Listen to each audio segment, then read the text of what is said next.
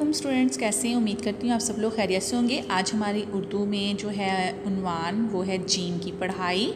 Gym की आदि शक्ल कुछ इस तरह से होती है और जीम की आवाज़ होती है ज। जीम की आवाज़ क्या होती है? ज। तो आए पढ़ें।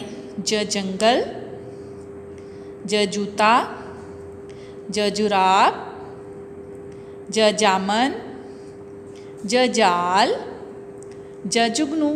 अब हम इन जोड़ के तोड़ पढ़ते हैं।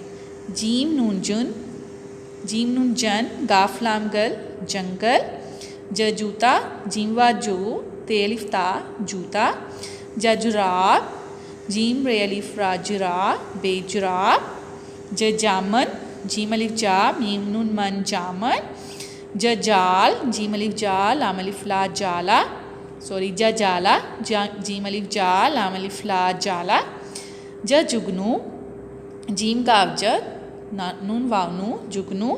मैंने नया जूता लिया, मैंने नया जूता लिया।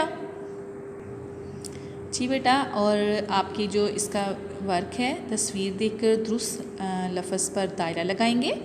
ये जामुन है तो आपने देखना है जामुन जो है वो ते वाले से शुरू होता है या जीम से, उस पर आप दायरा लगाएंगे।